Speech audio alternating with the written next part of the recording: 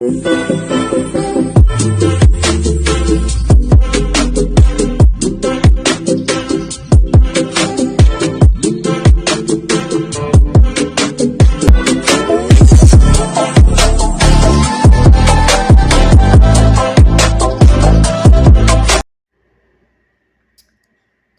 I got accused of stealing up in Northgate Market and not knowing until I checked BBC and different websites that they had been accused of discrimination before, and they had previously accused people of stealing. If I didn't come to the store with you, there's no reason for you to be on top of me. So there's a Northgate Market it's Gonzalez family owned, and the branch that I was in, mind you, I shop in Northgate, and I never really have an issue. But this branch on Highland Avenue, I now know is known for being discriminatory and racially, prejudicial towards people. I go up in there, my bag. Now, most stores, they check everyone's bags on the way out if that is their policy, or if their policy is for you to check your bag at the front, they tell you. They don't let you walk all around the store and then start acting crazy, which is exactly what happened to me. So I woke up in there, and for anyone who knows Northgate, there's like a hot food section right near the door, or close, or I guess you pass by it before you get to the freezer sections. So I walked past a hot food section. This is on Highland Avenue near Logan in San Diego, because I lived on the very north part, or the starting point of 43rd Avenue, which is actually Highland Avenue. And I usually do my laundry at the Swish and Wash down Highland. I literally can just walk there. So walking back, I was like, I want something to eat on the way home. I'm tired. I don't want to have to put anything in the microwave. I just want something that I can just eat. And Northgate doesn't really have a lot of things that I like, but I can usually find something to suffice me for the moment. So I say, I'll just get something that I can find that I happen to like for the moment. So I go up in there, and this is not to bash any ethnic, this is not to bash or come for any ethnic group, but this is a Mexican-owned business. So most of the employees are Mexican. And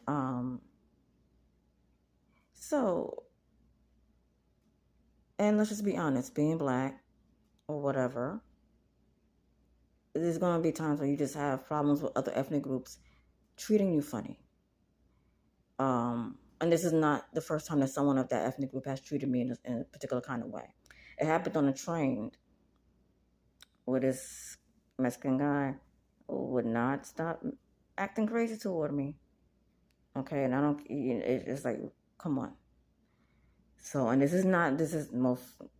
most of the time I don't have a problem with those people. There's specific groups of mean people in every ethnic group. Okay? So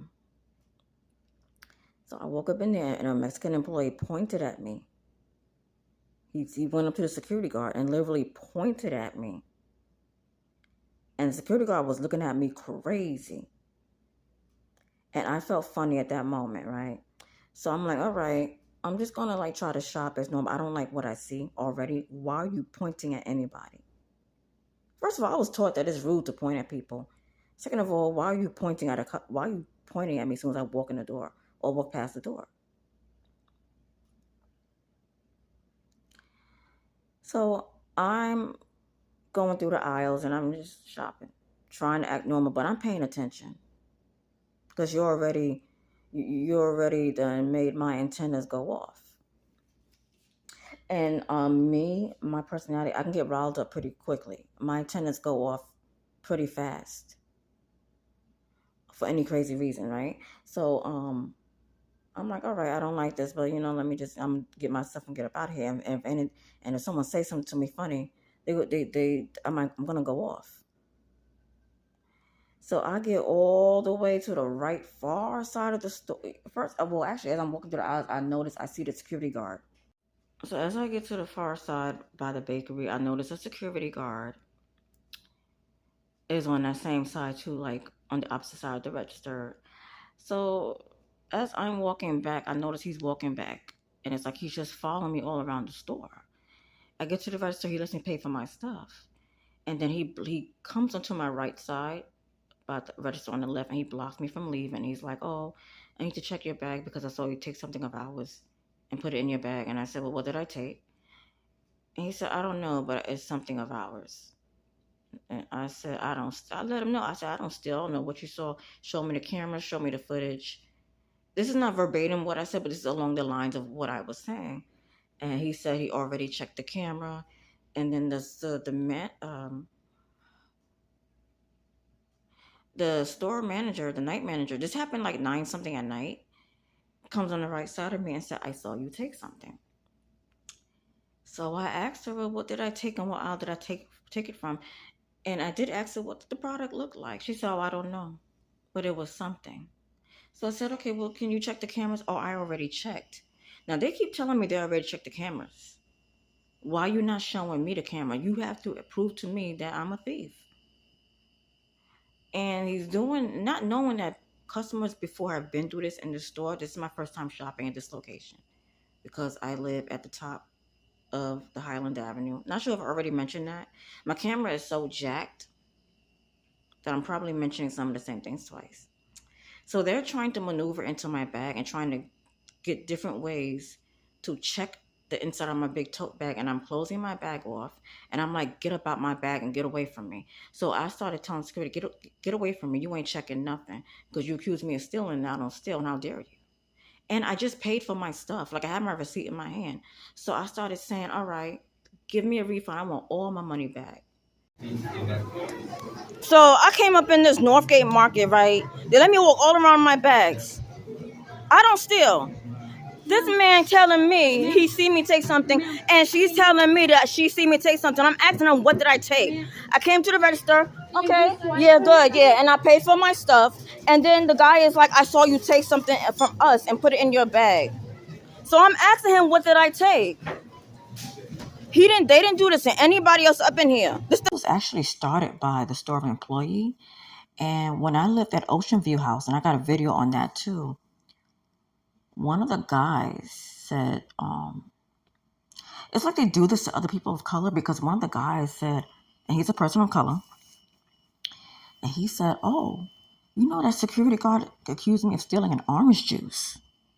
And I'm like, what crazy mess is this for a store? And is this how the company operates? And is this how they represent themselves?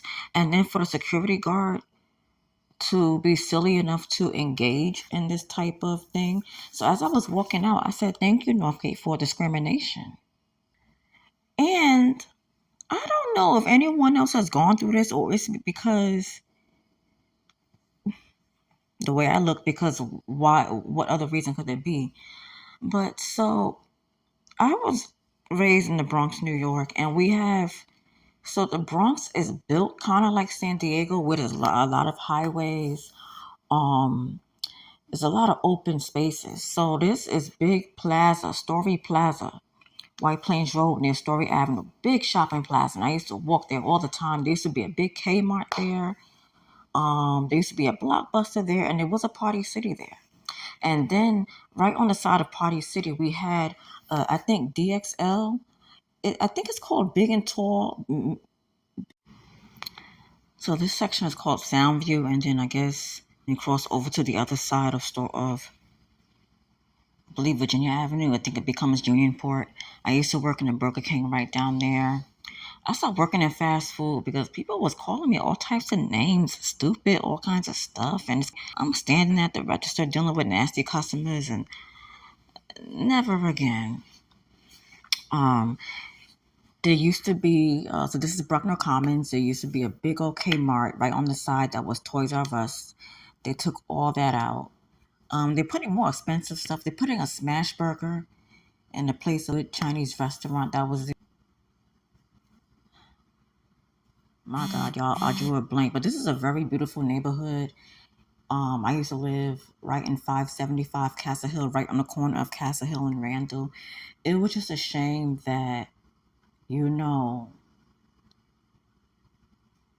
some people, when they have kids, they don't have kids with the best intentions. So, as beautiful as the neighborhood was, as beautiful as the building I lived in, the person that I was living with was not beautiful.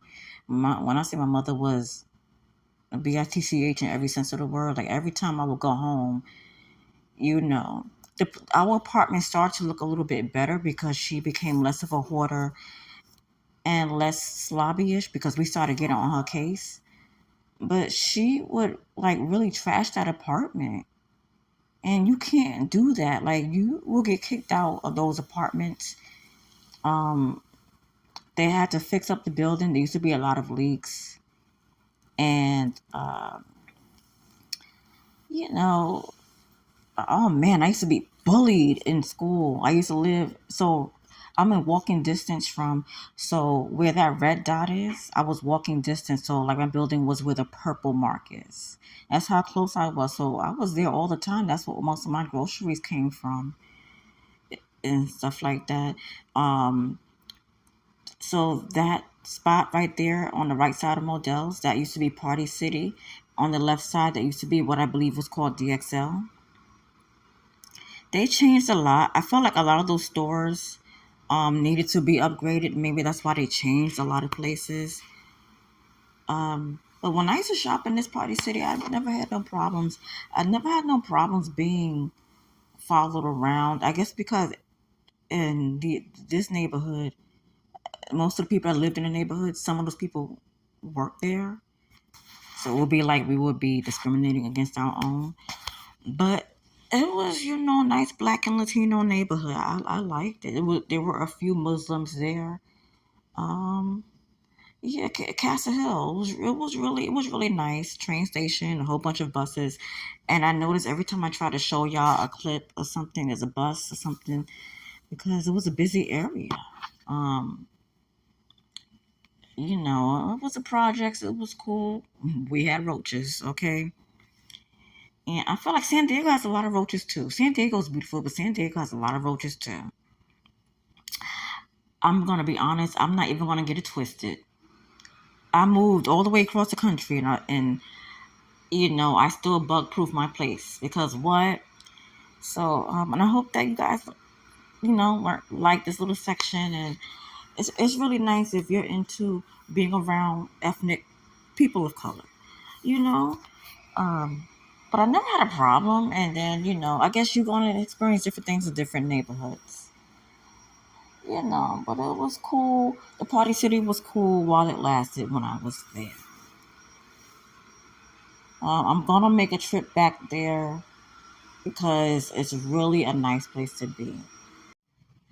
Yeah, it was for big and tall men. Oh, I almost forgot to mention, and they were really just getting on my nerves. I'm just like, y'all gotta be kidding me. Y'all really gotta be kidding me right now. And And now that I think about it, I think they have a habit. I mean, I did find out they have a habit of doing this, and I think that it started with that employee. And I think that employee, when I came into the store, he was like, "Okay, bullseye," and he went up. I think what he was doing was he went up to the security guard and told him, "Try her." And at that moment, he was pointing at me. He was telling him to try me, and people were saying, yeah, they were being racist. They were being racist because they